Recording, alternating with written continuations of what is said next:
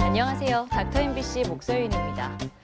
어릴 때 많이 보던 만화 영화 주인공인 캔디는 죽은 깨와 들창코가 인상적이었죠.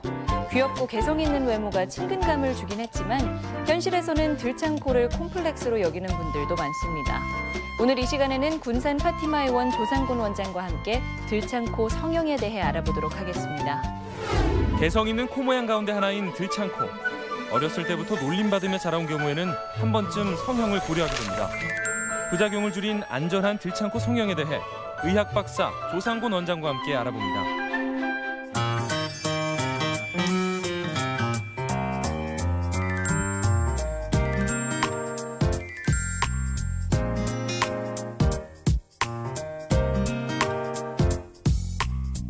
안녕하세요. 네, 안녕하세요. 네. 들창코라고 하면 코끝이 많이 들려 올라간 코를 이야기하는 거죠? 네. 그 콧구멍이 많이 보이는 코를 들창코라고 하죠. 네. 들창코를 흔히들 뭐 돼지코라고 하기도 하고 또 어떤 경우에는 뭐 콧구멍으로 돈이 샌다고 해서 스트레스를 많이 받기도 합니다. 이런 들창코는 콧구멍이 많이 보인다는 특징 외에도 네. 그 비주각, 그러니까 코 기둥과 이루는 각도가 넓은 특징이 있고 네. 또 코 길이가 짧은 특징이 있습니다. 코 길이가 짧으면 이제 수술로 그걸 늘려줘야 되잖아요. 네. 뭐 어떤 보형물이 쓰이나요? 네, 들창코는 코끝 길이를 충분히 길게 하는 게 중요하죠. 그러기 위해서는 피부를 충분히 늘려야 되는데 이 코끝 피부를 충분히 늘리기 위해서는 코끝의 피부를 늘리면은 피부 혈액순환이 문제가 되겠죠. 그래서 혈액순환에 가장 지장이 없는 그런 재료를 사용해야 됩니다. 네. 그래서 그런 재료가 주로 자가 조직들, 그러니까 자가 연골, 그러니까 비중격 연골이라든지 귀리 연골 아니면 늑 연골을 주로 사용해서 네. 코끝 피부를 많이 늘려주고 있습니다. 그 코끝을 늘리면요, 혹시 그 피부 부분에 문제가 되거나 하는 건 없나요? 그렇죠. 그러니까 그런 문제를 최소화하기 위해서 네. 코끝에는 자가조직을 사용하는 겁니다. 네, 이렇게 보형물로는 이제 자신의 연골을 사용하기도 한다고 하셨는데 들창코의 수술 방법은 어떻게 되나요? 네, 들창코는 이 코 구조를 보면은 우리 코 구멍을 만드는 이런 날개 연골이 있습니다. 네. 날개 연골이 양쪽에 있어서 코 구멍을 만들어주죠. 또 이 날개 연골이 우리 비중격이라는 그 콧구멍을 양쪽으로 가운데로 나누는 네. 이 뼈에 이렇게 붙어 있습니다. 이게 고정돼 있죠. 비중격이 예. 뼈 이름인가요? 네, 그렇습니다. 콧구멍을 양쪽으로 나누는 콧구멍이 두 개죠. 네. 콧구멍 사이를 이렇게 나누는 뼈를 비중격이라고 합니다. 네. 그런데 들창코가 있는 분들은 이 비중격이 짧습니다. 짧고 약합니다. 그래서 콧구멍을 만드는 날개 연골이 짧은 비중격이 붙어 있기 때문에 콧구멍이 뒤로 넘어가 보이는 것이죠. 그래서 짧아 보이는 겁니다. 네. 그래서 수술 방법은 이런 짧은 비중격을 길게 만드는 것이 수술 방법이 되겠죠. 네. 그런 수술 방법으로 비중격 연장술이라는 그런 수술 방법이 있습니다. 네. 그럼 비중격 연장술은 어떻게 하는 건가요? 네, 말 그대로 그 콧구멍을 가운데 나누는 비중격을 길게 만드는 수술 방법인데요. 들창코 수술의 대표적인 방법을 할 수 있습니다. 수술 방법은 다른 데에서 연골을 뗍니다. 이를테면은 귀에서 뗀다든지 갈비뼈 연골을 뗀다든지 또 비중격 일부를 떼어서 네. 이 짧은 비중격을 이렇게 이어서 연장시켜 줍니다. 그리고 우리 날개연골이 콧구멍을 만든다고 그랬죠. 네. 날개연골을 박리해서 앞으로 쭉 당겨서 이 연장시킨 비중격에 고정을 시켜주는 그런 수술 방법입니다. 네. 이것이 설명은 간단합니다만 실제로는 들창코 환자에게 이런 수술은 쉽지는 않습니다. 왜 그런가 하면은 들창코 환자들은 원래 가지고 있는 자기의 비중격이 네. 굉장히 약합니다. 네. 약해서 쉽게 휘어져 버리죠. 그래서 원래 자기 비중격도 튼튼하게 만들어줘야 되고 그리고 짧은 비중격도 이렇게 길게 이어져야 되기 때문에 네. 좀 많은 연골을 필요로 한다는 그런 문제점이 있습니다. 네. 많은 연골이 필요하지만 우리 몸에 있는 연골은 뭐 이제 정해져 있잖아요. 그러면 부족한 경우에는 어떻게 하나요? 연골이 부족한 경우에는 다른 수술 방법들이 있는데 그런 네. 수술 방법들은 휴전 이식법이라든지 코끝 연장 봉합이라는 이런 방법들이 있습니다. 네. 휴전 이식법이라는 것은 우리 콧구멍을 이루는 날개연골을 이렇게 박리해서 분리해서 앞으로 쭉 당깁니다. 네. 당기고 그다음에 상위측 연골하고 당긴 코 날개연골하고 사이를 새로운 연골을 통해서 이렇게 이식해주는 그런 방법입니다. 네. 그리고 코끝 연장 봉합은 역시 날개연골을 박리해서 앞으로 쭉 당겨준 다음에 날개연골과 상위측 연골을 갖다가 봉합해주는 그런 방법이 되겠습니다. 네. 이것은 비중격을 연장시키지 않기 때문에 연골을 좀 적게 사용한다는 그런 좋은 점이 있습니다만은 코끝 피부가 잘 드러나지 않는다든지 네. 또는 코끝을 많이 늘려야 되는 그런 경우에는 피부의 회복력에 이것들이 지지연골이나 이런 날개연골들이 견디지 못해서 지지연골이 휘어진다든지 아니면은 날개연골이 위로 올라가 버린 그런 문제가 종종 발생합니다. 네. 그래서 이런 수술 같은 경우에는 코끝 피부가 충분한 분들에게 적당한 방법이라고 할 수 있습니다. 네. 들창코 길이를 늘리는 방법을 이야기해 주셨는데요. 들창코 하면은 콧대가 낮은 경우도 굉장히 많잖아요. 그럼 이런 경우에는 뭐 두 가지를 같이 교정하나요? 그렇습니다. 들창코 있는 분들은 대부분 원래 자기 코뼈도 짧습니다. 네. 그리고 물론 코 연골도 약하고요. 예. 그래서 코 볼도 펑퍼짐하고 그다음에 콧대도 낮은 경우가 대부분입니다. 네. 이런 분들이 비중격 연장술 같은 교정술을 했을 경우에는 코끝이 이렇게 높아지겠죠. 네. 높은 코끝에 맞게 적절한 비율로 콧대를 맞춰주는 것이 적당합니다. 그때 사용되는 재료로는 우리 흔히 많이 사용하는 그 실리콘을 사용해서 콧대를 높일 수도 있고 네. 좀 더 자연스러운 모양을 원하는 경우에는 자가지tuk만을 사용해서 이 콧대를 전부 만들어주는 경우도 있습니다. 예. 근데 들창코 수술을 했는데 모양이 시간이 지날수록 예전 모양으로 돌아온다 하는 분들이 있더라고요. 예. 들창코 수술에 재발하는 경우를 말하는데요. 네. 대부분 들창코 수술을 적절한 방법으로만 재발하는 경우는 없습니다. 그런데 있을 수 있는 경우는 네. 그 세 가지로 볼 수가 있겠는데 먼저 들창코 수술하기 위해서는 비중격을 연장한다고 그랬죠. 네. 이 연장된 비중격이 또는 자기 기준의 비중격이 좀 약한데 여기에 좀 튼튼하게 보강을 잘못한 경우 이런 경우에는 시간 지나면서 이 비중격이 뒤틀려 버릴 수가 있겠습니다. 네. 그런 경우 재발할 수가 있겠고요. 또 두 번째로는 날개연골을 박리해서 연장시킨 비중격에 고정시킨다고 그랬는데 네. 날개연골 박리가 좀 덜 든 경우 이런 경우에는 날개연골이 콧구멍을 만들어내는 연골이라고 그랬죠. 네. 날개연골이 앞으로 잘 당기지도 않을 뿐더러 설령 당겨서 이런 연장시킨 비중격에 고정시킨다 하더라도 이 비중격이 잘 견디질 못합니다. 그래서 시간 지나면서 다시 되돌아가는 그런 경향이 있을 수가 있습니다. 네. 그것이 재발이죠. 또 세 번째로는 이 날개연골과 비중격을 아무리 잘 했다 하더라도 겉에 피부를 충분히 여유 있게 늘리지 못한 경우에는 피부의 수축력에 의해서 다시 제대로 돌아가는 그런 경향이 있습니다. 네. 이런 것들을 잘 고려해서 수술한다면은 거의 재발은 없다고 볼 수 있겠습니다. 예. 코 성형이 자연스럽게 되지 않은 분들 보면요. 오히려 성형을 하면서 뭐 콧대를 높이거나 했더니 들창코가 되어버리는 경우도 있던데 이런 건 왜 그런 건가요? 네, 일반적으로 흔히들 많이 하는 코 수술은 지금까지 말씀드린 이런 수술 방법이 아니라 예.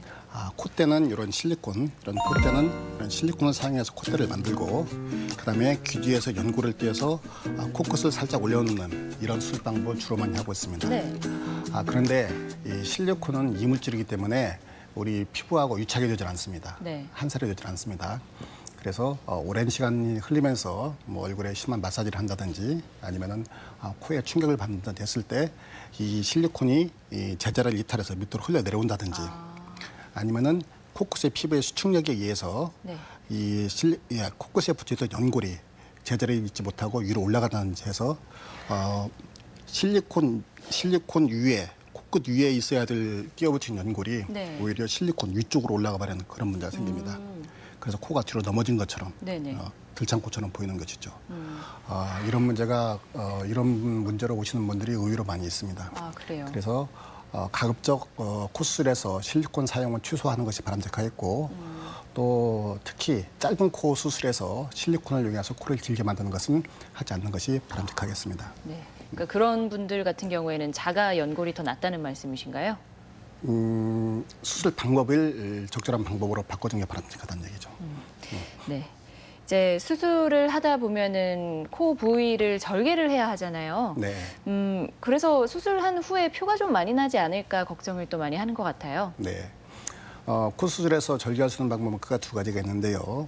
개방형 절개하고 비개방형 절개가 있습니다. 네. 비개방형 절개는 콧구멍 안쪽을 절개하는 이런 절개 방법이고요. 그래서 콧구멍 안쪽을 절개하기 때문에 절개선 자체는 전혀 보이지 않죠. 대신에 수술하는 입장에서는 수술 시야가 좋지 않겠죠. 예. 또 개방형 절개는 양쪽 콧구멍을 전부 절개하고 가운데 코 기둥을 절개합니다. 그래서 코끝 피부를 완전히 뒤집어서 수술하기 때문에 수술하는 사람 입장에서는 수술 시야가 아주 좋겠죠. 대신에 수술 받는 사람 입장에서는 코 기둥 부분에 작은 선이 남을 수 있는 그런 염려가 있겠죠. 예. 그런데 일반적으로 콧대를 중심으로 수술할 경우에는 비개방형 절개를 주로 많이 하고 있고 코끝까지 아름답게 만들기 위해서는 코끝을 완전히 노출시키는 개방형 절개를 주로 많이 하고 있습니다. 네. 환자분들이 수술을 고려할 때 또 생각하는 것 중 하나가 입원 여부인데요. 코 성형을 할 때도 입원을 해야 하나요? 아닙니다. 코 수술은 대부분 다 그 수면 마취 하에서 국소 마취를 하기 때문에 굳이 입원은 필요하지 않습니다. 수술 끝난 후에 회복되신 후에 회복되신 후에 귀가하시면 되겠습니다. 네. 수술을 하고 난 후에 얼마나 시간이 지나야 붓기가 가라앉고 좀 자연스러워지나요? 네, 일반적으로 수술했을 경우에 수술 방법에 따라서 재료를 어떤 방법을 쓰냐서 차이가 있는데 처음 4일 정도에는 이제 테이핑을 해서 고정을 시켜두죠. 그다음에 대개 일주일 전에 실밥을 제거하게 됩니다. 그리고 어느 정도 붓기가 가라앉는 기간은 보통 1 내지 2주 정도 되면은 어느 정도 붓기는 많이 빠지고 있습니다. 수술할 때 좀 고려해야 할 부작용 같은 건 없을까요?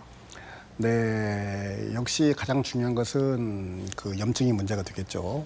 특히 코 수술은 콧구멍을 절개해서 하는 수술이기 때문에 특히 염증에 신경을 많이 쓰셔야 됩니다. 만약에 절개 부위에 코딱지나 그 콧물이 묻게 되는 경우에는 감염의 위험성이 아주 높겠죠. 그래서 가급적 코 수술은 염증이 적게 나는 시기를 이용해서 하는 것이 바람직하겠고, 특히 음주나 흡연 같은 경우는 염증을 유발시키기도 하고 또 염증을 악화시키는 원인이 될 수 있기 때문에 삼가하시는 것이 바람직하겠습니다. 네, 의학박사 조상곤 원장과 함께 들창코 성형에 대해 알아봤습니다. 고맙습니다. 네.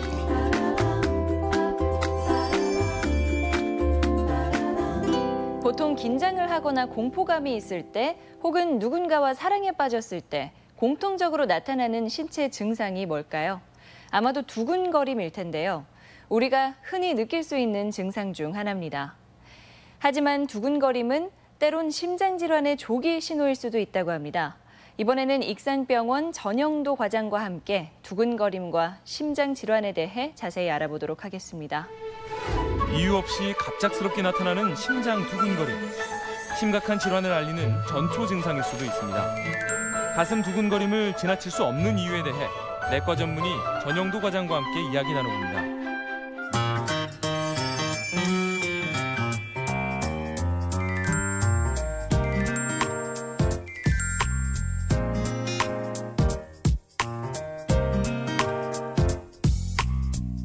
안녕하세요, 과장님. 안녕하세요. 네. 그 계단만 올라도 만약에 가슴 두근거림이 있다거나 하면 이게 정상적이지 않은 증상일 수 있을까요? 네, 우리가 보통 긴장을 하거나 아니면 공포감이 쌓이거나 운동을 하게 될 때는 우리 몸에서 흥분을 담당하는 교감신경이 활성화되게 됩니다. 이때 아드레날린이라는 호르몬이 나오는데 이 호르몬이 심장에 작용을 해서 심장이 빨라지게 되는 거죠. 이것은 아주 정상적인 반응이고요. 심장이 빨리 뛰어야 하는 상황이 아닌데 긴장을 하지도 않았고 충분히 안정적인 상황에서 심장이 강하고 빠르게 뛴다면 또는 불규칙하게 뛴다면 이것은 비정상입니다. 한자로 질서정연하지 않은 맥이라고 해서 이것을 부정맥이라고 부릅니다. 네, 그러니까 운동을 한 것도 아니고 흥분한 상태도 아닌데 심장이 뛴다면 부정맥일 수 있다는 건데 그러면 부정맥이 뭔지에 대해서도 좀 자세히 알아볼까요? 네, 심장은 전기 자극에 의해서 움직이는 기관입니다. 그림을 보면서 설명을 드리겠습니다. 심장은 작은 방 2개, 큰 방 2개로 이루어져 있습니다. 작은 방은 심방이라고 부르고 큰 방은 심실이라고 하는데요. 심방의 윗부분에 동방결절이라는 부분이 있습니다. 여기서 처음으로 전기가 생성이 돼서 이 전기가 심방을 자극을 하고 이게 다시 방실결절이라는 부분을 자극을 하고 결과적으로 심실을 자극을 해서 하나의 맥이 형성이 되게 됩니다. 네. 부정맥이라는 것은 이 전기 회로에 문제가 생기게 된 걸 얘기를 하는데요. 전혀 의외의 곳에서 전기가 생성이 돼서 예정되지 않은 곳으로 전기가 흘러가게 됨에 따라 정상 심박수보다 빠르게 뛰거나 네. 느리게 뛰거나 또는 불규칙하게 뛰게 될 때 부정맥이 나타나게 됩니다. 네. 그리고 이 부정맥의 대표적인 증상이 가슴 두근거림인데요. 또 어떤 증상이 있나요? 보통은 덜컹거리는 느낌이 가장 흔히 느낄 수 있는 증상이고요. 때로는 맥이 끊기는 느낌으로 나타날 수가 있습니다. 또는 이 두근거림, 빨리 뛰는 게 오래 지속이 되다 보면 불안감이 동반이 될 수도 있고요. 심할 경우에는 여기 목에 있는 경동맥이 네. 빠르게 박동하는 것을 육안적으로도 확인을 할 수가 있습니다. 네. 아주 심할 경우에는 실신으로 이어질 수도 있고 네. 아주 드물게는 돌연사를 일으키는 계기가 되기도 합니다. 그리고 개개인의 차이가 있는데 부정맥이 약하게 나타날 경우에는 증상을 느끼지 못하는 경우도 있어서 오히려 이런 무증상인 경우가 더 위험한 경과로 진행될 가능성이 높다고 할 수 있습니다. 증상을 느끼지 못해서 병을 키우는 경우라면요. 뭐 당연히 치료도 하지 않을 거 아니에요. 그러면 어떤 문제가 생길 수 있다는 건가요? 이제 심장이 빨리 뛰는 상태가 오래 지속이 되다 보면은 구조적인 변형이 생겨서 수축 기능이 떨어지는 상황이 초래가 됩니다. 네. 이것을 심부전이라고 하는데 심부전이 나타나게 되면은 혈액을 제대로 짜주지 못하게 되니까 이 혈액들이 뒤로 밀리게 되면서 폐에 물이 차고 온몸이 붓고 호흡곤란 등이 나타나게 됩니다. 이 심부전이라는 거는 사망률이 10%에나 육박하는 매우 위험한 만성 질환이어서 만약 이때쯤에 병원에 오신다면은 이미 돌이킬 수 없는 경과까지 진행이 됐다고 볼 수가 있겠습니다. 두 번째는 아주 흔한 경우인데 심장이 불규칙하게 뛰다 보니까 심장 안에 혈액이 고이게 되고 네. 이때 혈전이라는 혈액 찌꺼기들이 생길 가능성이 높아지게 됩니다. 네. 이 혈전이 다른 장기로 가는 혈관을 막았을 때 뇌졸중 같은 합병증들이 쉽게 생길 수가 있습니다. 네. 조금 전에 아주 흔한 경우라고 하셨는데 부정맥 때문에 뇌졸중이 생기는 경우가 많은 편인가요? 네, 뇌졸중의 한 20% 정도, 그러니까 5명 중에 1명은 치료하지 않은 심방세동이 원인이 됩니다. 네. 꽤 높은 비율인데요. 그래서 우리가 평소에 두근거림을 무심코 지나쳤거나 느끼지 못하고 지내다가 뇌졸중이 생겨서 병원에 왔더니 네. 자신이 부정맥이 있었다는 것을 뒤늦게 알게 되는 경우가 굉장히 많이 있습니다. 그래서 정상인의 이 심방세동이라는 부정맥이 생겼을 때는 뇌졸중이 생길 확률이 5배 이상 높아지게 되고 여기에 고혈압이나 당뇨 같은 위험 요소가 동반이 되게 되면은 네. 최대 18배까지도 증가할 수가 있습니다. 그렇군요. 그렇다면 부정맥은 왜 생기는 건가요? 네, 표를 보면서 설명을 드리겠습니다. 네. 이 표들은 우리가 두근거림을 일으킬 수 있는 요인들을 열거한 항목들인데요. 약 40% 정도에서는 심장 질환 때문에 나타나기도 하고 30% 정도에서는 공황장애 같은 정신과적인 문제 때문에 생길 수도 있고 네. 10% 정도에서는 약이나 식품 또는 내과적인 문제 때문에 생길 수가 있고요. 나머지 20%는 원인이 불명확한 것으로 되어 있습니다. 네. 이 요인들은 이제 심장에 전기적인 변형을 줄 수 있는 스트레스 요인들이라고 할 수 있는데 이 심장이 이 스트레스를 견딜 수 있는 한도를 넘어서게 되는 순간 전기적인 흐름이 깨지게 되면서 부정맥이 나타나게 됩니다. 네. 부정맥의 유병률은 어떻게 되나요? 네, 그래프를 보시면은 이 그래프는 부정맥 중에서도 가장 흔한 심방세동의 유병률을 나타내는 그래프입니다. 네. 전 인구의 2% 정도에서 발병을 하고 60세 미만에서는 1% 정도, 60세 이상에서는 5%, 80세 이상에서는 15% 정도로 연령에 따라서 증가하는 양상을 보입니다. 네. 남자가 여자보다 한 2, 3% 정도 더 높은 것으로 되어 있고요. 최근에는 고령화 사회로 진행이 되면서 그리고 건강검진이 점차 확대됨에 따라 과거 10여 년 전보다 유병률이 급속하게 늘고 있는 것으로 보고되고 있습니다. 네네. 그렇다면 부정맥 진단은 어떻게 하나요? 심전도라는 검사가 있습니다. 이것은 심장의 전기적인 리듬을 감지하는 센서를 몸에 부착을 해서 약 10여 초 동안 심장의 활동을 기록을 하는 검사인데요. 네. 이 검사의 단점은 증상이 있을 때만 검사를 해야 하는 문제가 있습니다. 네. 증상이 없을 때 검사를 하게 되면은 그냥 정상으로 나오게 되는 거죠. 네. 근데 여기서 중요한 것은 내 심장이 정상인 것이 아니라 부정맥이라는 병이 나타났다, 사라졌다를 반복하고 있다는 것을 인지하는 게 중요하겠습니다. 네. 다른 검사 같은 건 없나요? 네, 우선은 중요한 게 증상이 있을 때 검사를 해야 됩니다. 네. 그래서 24시간 동안 심장의 활동을 체크하는 24시간 홀터 테스트라는 검사가 있습니다. 이 기계를 환자의 몸에 부착을 해서 아예 하루 동안 또는 그 이상 동안을 네. 심장을 관찰하는 검사라고 할 수가 있습니다. 만약 여기서도 나타나지 않는다면은 병원에 입원을 해서 부정맥을 유발하는 정밀 검사를 해볼 수도 있고요. 네. 여기서도 나타나지 않는다면은 심장의 활동을 체크하는 조그마한 칩을 몸에 심어서 1년이나 2년 동안 관찰을 하는 방법도 있습니다. 아, 그렇게 오랜 기간 동안 관찰하기도 하나 보네요. 네네. 혹시 조금 더 쉽게 본인이 부정맥인지 아닌지를 알 수 있는 방법이 있나요? 우선은 이 부정맥이라는 게 조기 치료가 굉장히 중요해서 네. 증상이 있을 때는 무조건 빨리 병원에 오시는 게 제일 중요하겠고요. 예. 그 외에는 자신의 손목 동맥에 맥박을 만져서 나의 맥박수가 정상 범위, 분당 60회에서 100회 사이에 있는지 또는 불규칙하게 뛰고 있는 건 아닌지 체크를 하는 방법이 있겠고요. 요즘에는 스마트폰으로도 심장 상태를 체크할 수 있기 때문에 이전보다 좀 더 쉽게 심장의 리듬을 확인할 수가 있겠습니다. 예. 부정맥 치료는 어떻게 하나요? 먼저 원인을 아는 게 제일 중요합니다. 부정맥의 원인이 심장 자체에 문제에 의한 경우가 약 40%인데요. 그 얘기는 나머지 반 이상이 심장 외적인 요인 때문에 영향을 받아서 부정맥이 생긴다는 것을 얘기합니다. 심장 자체에 의한 경우라면은 빠른 시간 내에 심장을 안정화시켜주는 약물이 투여되는 게 중요합니다. 네. 치료가 지체될수록 합병증이 생길 확률이 높아지게 되기 때문에 병원에 빨리 오시는 게 굉장히 중요하겠고요. 약물 치료 후에도 계속해서 재발이 된다면은 심장에 전극 도자를 설치를 해서 불필요한 전기 자극을 없애주는 고주파 전극 도자 절제술이라는 치료 방법도 있습니다. 네. 그러면 부정맥을 예방할 수 있는 방법이 있을까요? 기본적인 건강 관리는 하는 게 되게 중요하겠고 그 외에도 만성적인 질환이 다른 장기에 있다면은 그 질환을 꾸준히 관리받고 치료하는 것이 결과적으로는 심장에 덜 영향을 주어서 부정맥의 발병률을 낮출 수가 있습니다. 네. 그리고 카페인 음료 같은 거 드시면은 가슴 두근거리는 분들도 있잖아요. 네. 이런 분들은 그런 음식을 피하는 게 좋을까요? 카페인이 부정맥을 일으키는가에 대해서는 아직도 논란이 많이 있습니다. 그러나 확실한 것은 적정량의 카페인을 섭취할 때에는 부정맥과 연관성이 떨어지는 것으로 보고가 되고 있습니다. 네네. 그래서 카페인의 하루 권장 섭취량이 400mg인데 우리가 흔히 마시는 아메리카노에는 100에서 150mg 정도가 함유가 되어 있습니다. 네. 그러면 계산을 했을 때 하루에 3잔 정도는 문제가 없겠다라고 생각할 수 있지만은 예. 커피 이외에도 녹차나 홍차나 또는 콜라, 우유 네. 또는 초콜릿 같은 간식에도 많이 포함이 되어 있어서 이런 것들을 다 고려했을 때는 하루에 한 잔 정도가 적정 용량이라고 할 수 있겠습니다. 네, 그렇겠네요. 마지막으로 부정맥 환자분들에게 당부 말씀 부탁드릴게요. 네. 부정맥이라는 게 굉장히 높은 비율에서 심장 문제가 아니라 심장 외적인 요인들에 의해서 2차적으로 부정맥이 나타나는 경우가 굉장히 많이 있습니다. 그 중에 하나가 약물인데요.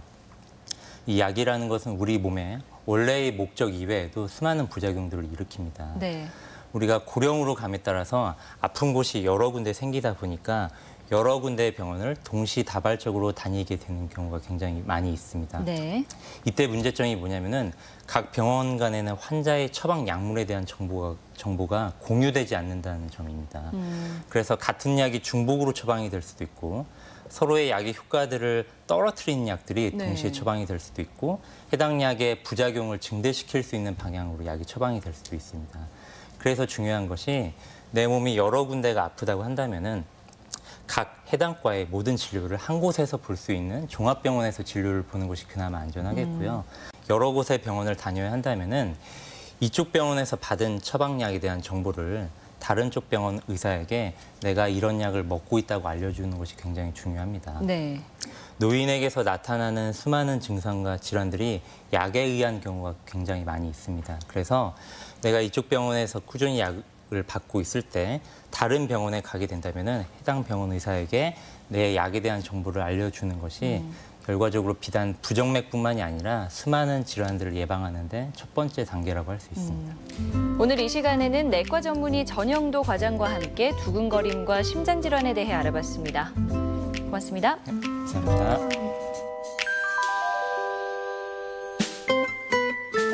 최근 건강보험심사평가원이 발표한 자료에 따르면 지난 6년간 40, 50대 젊은 백내장 환자가 급격히 증가하고 있는 것으로 나타났습니다. 눈은 노화가 가장 빨리 진행되는 신체 기관 중 하나죠. 하지만 의외로 눈 건강을 위한 정기 검진에는 소홀한 분들이 많은데요. 흔히 노안 증세와 혼돈해서 자연스러운 노화 과정이려니 하고 지나치다가 적합한 치료 시기를 놓치게 된다고 합니다. 백내장을 방치하면 녹내장과 같은 합병증도 발생할 수 있으니까요. 눈의 노화가 시작되는 40대 이후에는 정기적인 안과 검진을 꼭 받아보시기 바랍니다.